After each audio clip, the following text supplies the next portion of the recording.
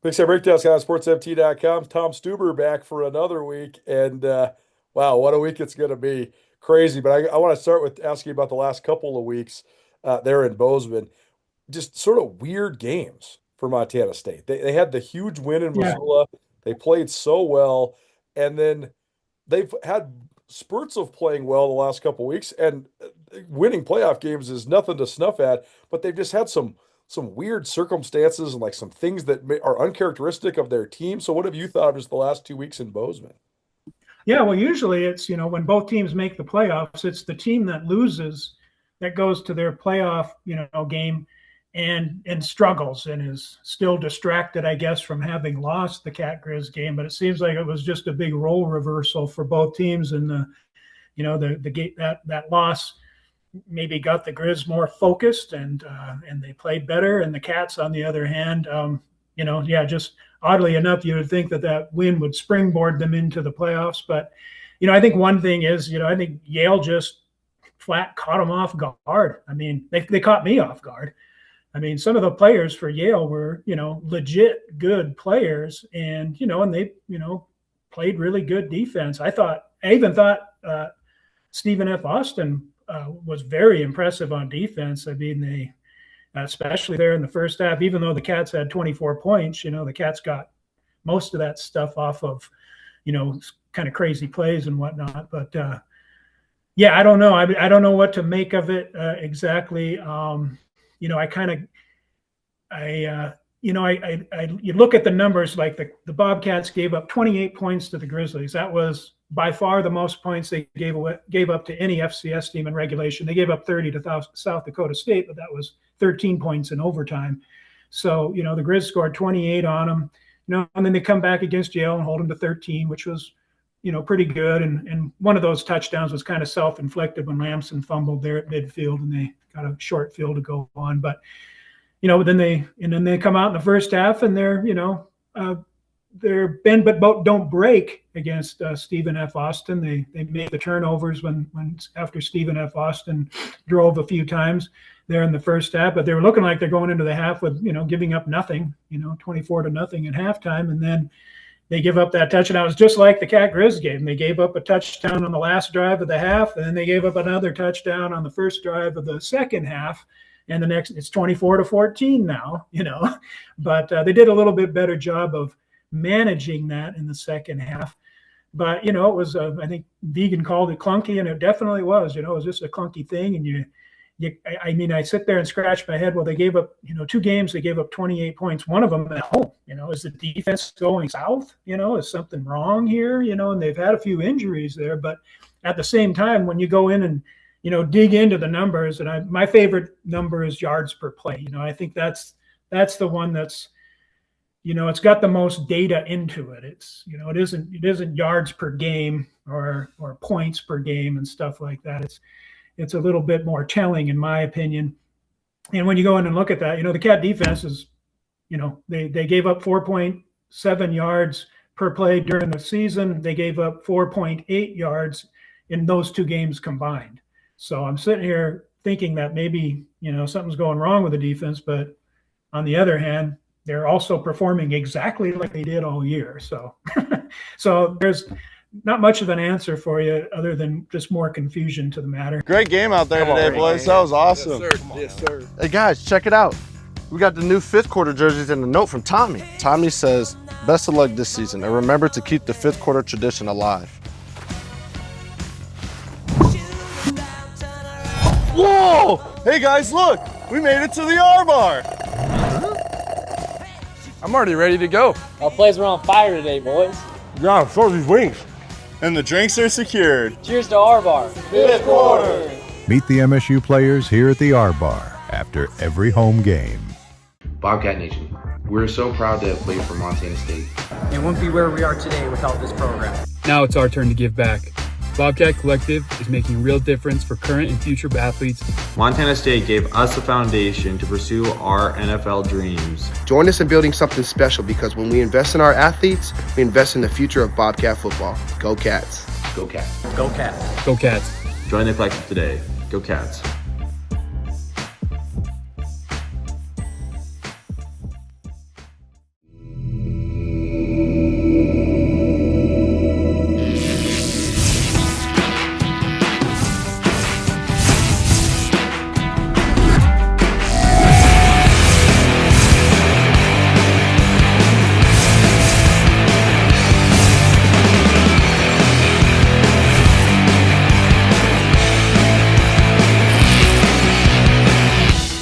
Jewelry Design Center. We want to be your jeweler for life. Well, I was wondering that if part of it has been, first of all, you're in the playoffs. So I think it's a real testament to where Brent Vegan has gotten the program, because you and I have both sat in that press box back in the old, the pre-Jeff Choate days, and the Cats used to have to play awesome to even like move on in the playoffs at all, right? I mean, like Rob Ashe only won a couple playoff games, even though he had some great teams that had some great seasons. Like it was not sort of like this, oh, we're just gonna do whatever we want, kind of just. I mean, there's been some wins in the playoffs the last couple of years where Montana State hasn't really even played that well, and they've still moved on. Whereas it used to be they had to play great to even have a fighting chance in the playoffs. So it's a great testament to how much they've elevated their program. I also just wonder if a lot of the teams that Montana State played in the Big Sky Conference just weren't good, like just objectively really bad. And the Cats, I mean, they kicked the crap out of most of the bad teams in the league. But you wonder like what it's like to actually play a good, well-coached team, if that's just sort of like a shock to the system. Certainly UC Davis and Montana were both good. I think Montana State had a great plan for both those teams. And then there's also just the part where the Yale game especially, you wonder if there's just the inevitable letdown from the brawl, right? Like you have the huge win in Missoula, you take a week off, and then you have a little bit of a lull just because that's human nature. So I don't know. I think there's a lot that goes into it, but I also think that the fact that Montana State maybe hasn't been that sharp the last 2 weeks, yet they've still won and moved on, and here they are. I don't know if there's much to make of it other than it's just a long season. Yeah, I mean, yeah, who knows? I mean, sports in general are just that way. I mean, a team can win 105 games during Major League Baseball regular season, and they get in the playoffs and they get swept 3-0. Playoffs are just strange in their very nature. I mean, they seem normal now because that's all we do. We have regular season of sports to set ourselves up to go into a playoff. But, back in the old days, the American League, whoever won the American League had the best record, and whoever had the best record in the National League, they played in the World Series. That was it. In college football, they named or they voted on national champions before the bowl games were even played. So the Rose Bowl was just an exhibition game. The Minnesota Gophers, I'm a Minnesota guy, the Gophers won a national championship and went and played in the Rose Bowl and lost. But they were still, they were already named national champions, and that game wasn't, they didn't put anything on that game. So in this day and age, these games mean something. And if you have one bad game, it's like the NCAA tournament. You have one bad game, it's all over. I mean, football is just that way in its nature. It's a one-game playoff, always has been. NBA basketball, they play a best of 7 or whatever, so you get a chance to have an off day. But, you have an off day, ask North Dakota State about it, and, that's what happens. And so, I mean, anything can happen. This Cat Grizz game coming up, everybody wants to predict, well, if we do this and they don't do this and blah, blah, blah, this is what's going to happen. And I'm like, you have no idea what's going to happen. You just have to go to the game and see what happens. I mean, there might be a horrendous call by an official. One team might turn the ball over 6 times and the other none. It might be a complete blowout. You don't know. And but we have to have fun in the run up to the game. So this is what we're doing. Yeah, no, for sure. It's funny. This is a total side note, but the officials from the game in Missoula on Saturday, we were at the place we were getting dinner after the game. They were there, and they came over and talked to us because they saw us like working on the photos and stuff. So they figured that we were kind of media guys. And I got the answer to my question. I asked one of them. I said, "Does holding not exist anymore?" And he said, "That is a really good question." Because I said, "I see holding outside the box, like on the perimeter and stuff, like in the open field. I see you guys call it. I never see guys on the interior defensive line get called for holding ever." And he said, "Our rule is that you say, you see it and you go, is that a hold? Is that a hold? Is that a hold? Is that a hold? That's a hold." So you have to basically have it be a hold for 4 is that a holds before you throw the flag. So we have our explanation because, I mean, me and you watched Brody Grebe get his head ripped off like 60 times over the last couple of years, man. I mean, the guy got robbed of at least 10 sacks because of people just steer wrestling him to the ground. And so I guess we have our answer. Holding doesn't exist anymore. So. And they don't want to call it. I mean, I think right. The business of football doesn't want you calling holding. Football wants the ball moving up and down the field. They want the quarterback to be able to have time to throw passes. I mean, and I'm old enough to remember I watching football games back in the 70s, and people look at these stats like Joe Namath threw more interceptions than he did touchdowns, and he's in the Hall of Fame. Right. And he was, maybe under 50% completion percentage. I'm like, well, they couldn't hold back then. Right. They called holding, and not only did they call holding, it wasn't a 10-yard penalty, it was a 15-yard penalty. Right. And it was the same in college football. I was just watching the 1982 Montana State-Idaho State game. Idaho State had just won the national championship, and there was a hold call. And Bobby Lee, the ex-backup quarterback for the Vikings, was the color commentary. It was an ABC game back in 1982, of all things. But he explained to the viewers that they changed the rule in college football, and now holding is just a 10-yard penalty, which I think is a better situation. But yeah, I mean, and that was at the dawn of quarterbacks coming on, and the quarterback for Idaho State was, he was 18 for 41 for 250 yards, and they were just raving about how great he was. And he threw 3 interceptions, 2 of them to Colt Anderson's uncle. Amazing. Where did you even find this? Was this on YouTube, or how did you even find it? Yeah. I had it on YouTube. It popped up, and I started watching it. I thought I'd watch like 2 minutes, and I watched the whole dang thing. Man, one of the other mysteries of life is I watch those old games. I look at the old media guides. The guys look like they're 35. The guys, the kids now, they look like they're 17 years old to me. Like Paul Brott looks like an older guy because he is. But even like Kenneth Iden, who's a 5th-year senior, like I'm looking up at the press conference, I'm like, this guy, he barely even shaves. He looks like he's 20 years old. And the guys back then, man, they look like they're 35 or 40 years old. It's crazy. Yeah, well, just get used to it because Right. that never goes away. And the funny thing is I have a couple friends that they never changed their style after high school. Amazing. Yeah, they still got the same hairstyle, kind of wearing the same kind of clothes. And I'm like, dude, come on. Come on. I mean, it makes them look even that much older. But, Totally. Yeah, it's kind of wild. Join Town Pump's Pump It Up Rewards Plus program and never pay full price for fuel again. Save 5 cents on every gallon every day at any Town Pump across Montana. Plus, earn and redeem points on your favorite in-store items to get free stuff with our clubs. Stop in and pick up a rewards card. Download the Pump It Up Rewards Plus app today. Or visit townpump.com/rewards to register and start saving. Right down the road, pump it up. Oh, yeah.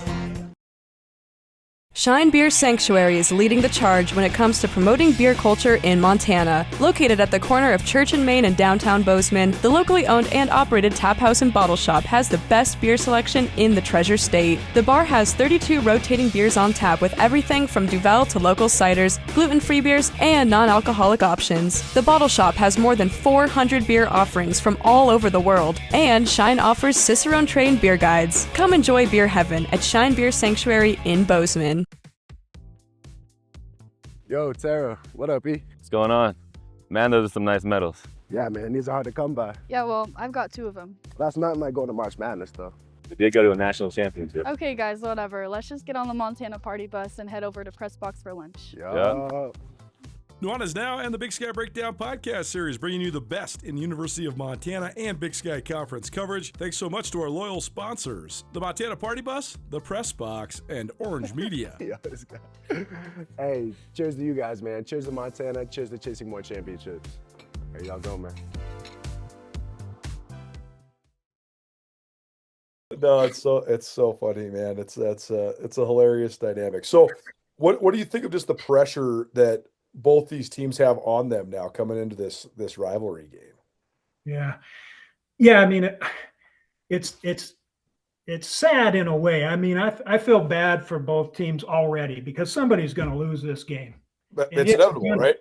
It's going to suck for them. I mean, it's really going to suck. And, and so there's a ton of pressure on both teams. And that's that thing, I always noticed this a long time ago is like, gosh, when I don't do well at something, it hurts worse than it feels good when I do well. The pain of losing is worse than the joy of victory.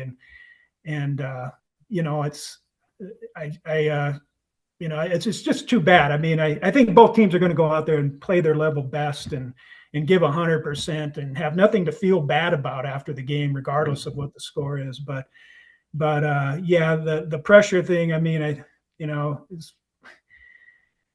I can't really differentiate between when two teams play. The pressure is on you to not lose, and they both have that. I don't know how you can look any further past it than that, but that's my take anyway. Yeah, I think I wish there was more level heads amongst the fan bases, because I think that if both people just realized, like, I mean, you got a 12-2 team playing a 13-1 team. You throw out the Oregon game, and both these teams have been unbelievable. I mean, they've both been basically flawless all year long, and I hope we don't take it for granted. And it's just so cool to me that not just the two of the four best teams, but the two best teams this year in the FCS are in Montana. And there's 76 guys from Montana playing in this game. And I just hope people can enjoy all that stuff and not get into all the ugly stuff that you and I both just can't stand, because it's just exhausting. Like, that's the part that the lack of perspective is the part that's just like, wow, man. Like, it is all good. This is just a game, and these are just young guys that are playing in the game. So I hope people can at least figure out a way to be civil with each other. But what a cool thing for the state of Montana to just have this culmination and have all these guys on both sides of the rivalry that are playing their best. And that's the other cool part, is that Kenneth Iden's playing as well as anybody right now for Montana State. Caden Dowler playing as well as anybody. Drew Deck at Montana. I mean, the guy sat behind Junior Bergen for 4.5 years and never got to touch the ball. And now here he is. He's lighting it up in the playoffs. So, like, these are the stories that we love. And so hopefully people can just focus on that. I know that I can't control how 30,000 crazy people act, but I hope people can at least focus on the positives, because I don't think there is a loser in this game. I think the fact that they've both gotten here is pretty impressive. Yeah, preach on. Yeah, absolutely. And we'll stick with that. And I know it's not going to happen. I know the fans are going to get ugly after this game and during the game and before the game. But I think, people like yourself and me and everybody in the media should keep beating this drum and, pointing out that, these guys are human beings. Somebody's got to lose, and it's tough. Right. Somebody commented on our YouTube video after the South Dakota game, because they're two guys they brought to the presser were seniors and they were crying. And I thought it was a great point. Somebody said, he said, those are somebody's sons, so he said, my heart goes out to them, because I would feel bad if that was my son too. So, good perspective for people to remember. If you're Montana State, you played such a clean game in Missoula, and you played so well, and you did so many things well. What do you have to carry over? And is there anything that you have to fix, or it would be sort of foolish to try to replicate the same mode of operation, but maybe that is just how you go about it. If you're Brett Deegan, what do you think of just sort of the carryover from the first matchup into the second matchup? Well, in watching MSU this year, I mean, especially on defense, they do one thing all the time, and they do it well, and they've done it against everybody. And that's kind of what I was talking about earlier, I always go to that yards per play thing, but I'm like, they are so consistently right on that number, game in and game out. And then you hear them talking, and it's all about doing your 111th. You got a job to do, go out and do this job. I just don't see any, I can't see anybody doing anything too drastically different in this game, just because both teams, I thought, played pretty well last game. And, why would you try to deviate? And when you do try to deviate, especially if you're trying to implement something really new, man, that can just lead to a disaster for you. I thought the Grizzlies, offensively, I wouldn't change a thing I did in that game. They came out of that game. I think they averaged 6 yards per play, which was the best anybody did all year against MSU. It wasn't electric. It was, I think Ayat threw 32 passes and had 180 yards. It was a West Coast offense turning your passing game into a running game thing for them, but it worked, especially that last drive of the half, first drive of the second half, until that interception. Everything was working out really well for them. And offensively for MSU, MSU is a running team, and they ran the ball well. in that game. So how can you deviate too much from that? I think the reason Lamson had such a good game was, they have to respect MSU's run game. So to answer your question, I wouldn't change a thing. Yeah. The one matchup I'm looking at is the Cats did such a great job of limiting Wortham. And obviously that could have changed because the pass that was that Caden Dell ended up intercepting was to Wortham. So, in that one-on-one, if he catches that, maybe that's a huge gain or whatever. But he didn't, and he only had one catch. And I think he had 3 rushes for a good amount of yards, like something like 45 or 50 yards, but only one catch. So I think you have to repeat that, or at least try to repeat that if you're Montana State. And you wrote about that already. That story's live on SkylineSportsMT.com.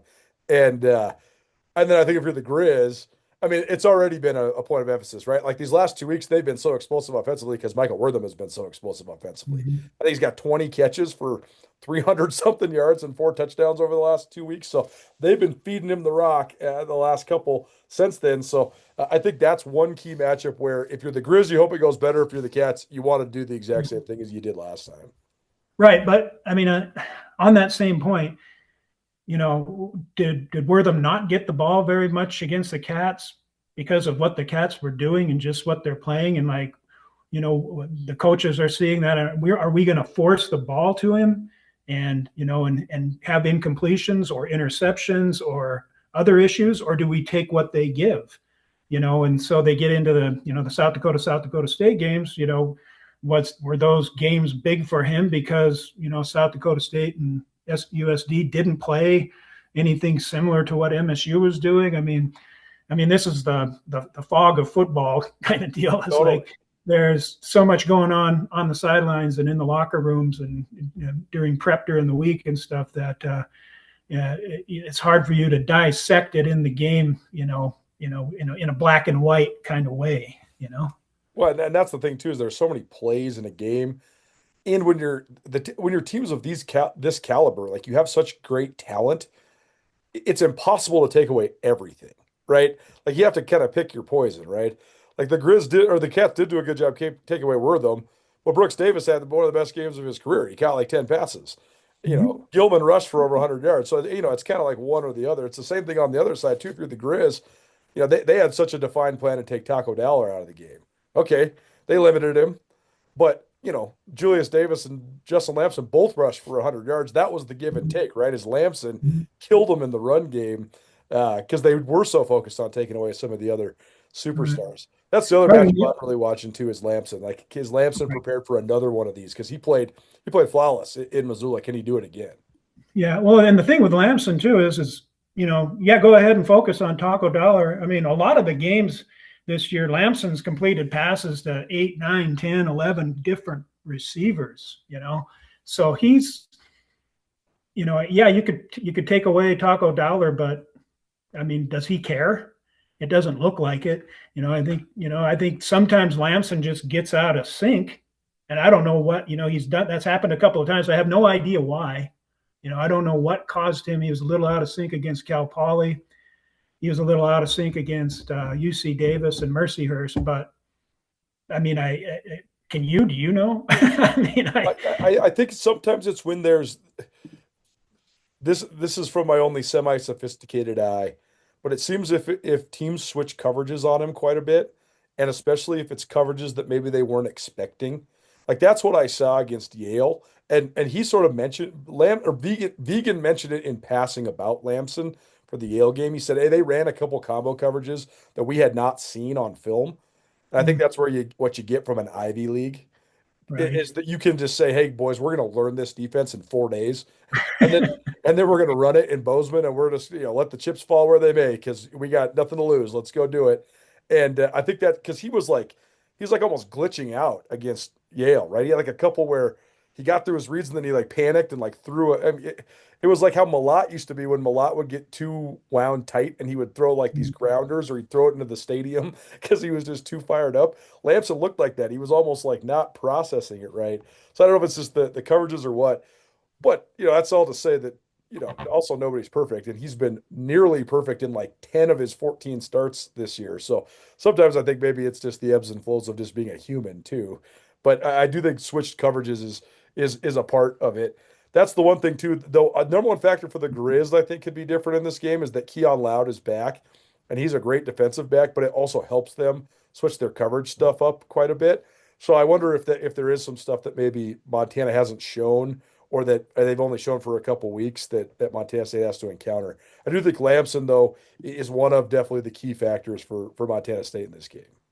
Oh, no doubt. Yeah, I mean, that's got to be a point of emphasis for the Grizzlies, is to, somehow get to him and slow him down, and get him into one of those 4 games. If they can get him into that kind of mode, that definitely increases their chances, because let's be honest, they played really well last game, but they're going to have to do something better this game, especially considering they're not at home. I mean, I think the Grizzlies have one of the great home field advantages. That's obvious.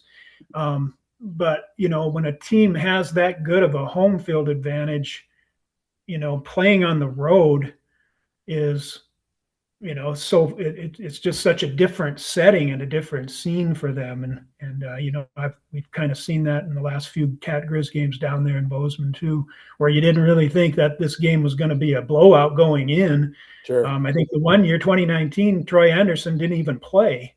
And, right. And the game just got sideways in a hurry. And, I'm 75% sure that this game's going to get sideways. I'm not expecting a really close game. I mean, if it is a close game, I think it's going to be like 13-10 or something like that. But interesting. Yeah. I have no idea how it's going to all go for sure. But I do think that the home field is interesting too, because the Grizz have only played 4 road games. Nowhere hostile. I mean, Sac State had some people there or whatever, but they were mostly there to watch a concert after the game. Like they weren't even that engaged in the actual action. And then, yeah, I mean, Idaho State is what it is. They have a fine home field, but it's like nothing compared to Bobcat Stadium. And then Portland State and Weber State, there's nobody there. I mean, you're playing in front of nobody. So even though Ayat's been around, he's never started a game in a place like he's gonna on Saturday. And same with a lot of these guys. So that to me is one of the biggest factors in this game, is how does Montana handle Bobcat Stadium? Because Bobby Hauck has not handled Bozeman well.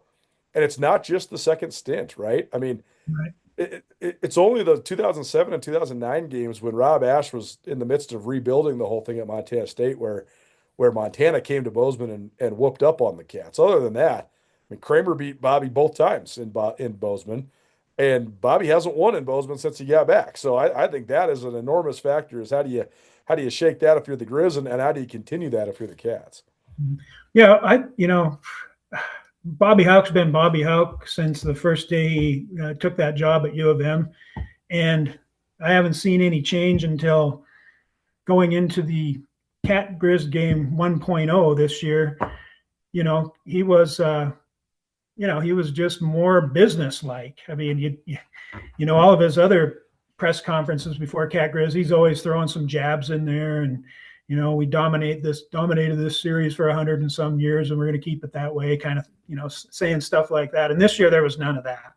And I think he's carrying that into this game too. I think he's not, maybe he was beating the Bobcats in Bozeman for granted that first time around, and just thought they were going to walk in there and win like they always do. And now over the years that's changed a little bit, and I just saw a different tone in him, the last time, and it seemed like the same thing on this press conference this week too. Yeah, we were almost taken aback, because when I left, right when the press conference got over and everybody left, I looked at the other media guys. I said, "That was pretty good, right?" And they were like, "Yeah, that was pretty good." And we're like, "Yeah, he answered all of our questions, and there was no argumentative anything, and nobody got no one-word answers. No one-word answers. Nobody got embarrassed. Like, okay, go. And then we were like, "What does it mean? What does it mean when he acts like that? Is it because he's super confident, or is it because he's super nervous?" I don't know. I don't know what it means. But you're right. The business-like operation, each of these 2 rivalry games has been very, very striking for the Grizz, because as you mentioned, I mean, Bobby Hauck really likes to talk some smack sometimes about the rival. I mean, he even called them Montana State yesterday, and he said that he thought they were the best team in the country. He's never said stuff like that. Yeah, it's you gotta like pinch yourself and see if you're not dreaming, but yeah, it's been interesting to say the least. It's hard to say. I mean, that last game, I kind of thought the Bobcats were going to win that game by a couple of touchdowns, to be honest with you, and and they were on the verge of maybe doing that, but the Grizzlies bared down and fought back, took a lead, and and then it was on for the rest of the game. But it just seemed like that they had a different mindset and a different maybe respect for the Bobcats. It's kind of like this is these guys are good. Talking smack about them doesn't really pay off in the end. Let's just let's figure out what they do and break it down and put our best foot forward here. And it seemed to have paid off. I mean, they were playing really, really well for a long stretch in that game. And, I was, like I said, I thought the Cats would win by a couple touchdowns. And at one point I thought the Cats were just going to lose by, 11 or 18 points or something. Well, last thing for you, we know what the winner gets, and that's a trip to Nashville. But who has a more detrimental fallout? The Cats, if they have already won in Missoula and then they lose at home with the national championship bid on the line, or the Grizz losing twice in the span of 4 weeks to their rival?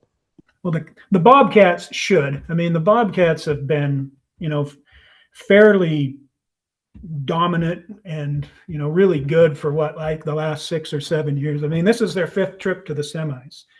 They've been to the championship game twice. They've beaten the Grizzlies 7 out of 9 times. I mean, everything's flowing MSU's way. They're at home. But when I listen to Grizz fans and Grizz people talk, they're right in that same mindset, I guess. I don't, I would be like thinking more house money. I mean, the Grizz have, really nothing to lose here. But it sure doesn't seem like it when you talk to the fans, at least. I don't know about the program itself. I think the initial shock from losing this game is going to be detrimental to both teams for a couple of weeks, but the pain goes away eventually and you start building for next year and looking forward. And, I think both teams will get right back on track and be really strong again next year. So.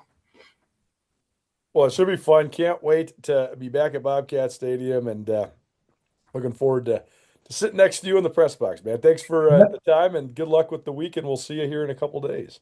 All right. You can be my wingman, or I'll be your wingman or something like that. Love it.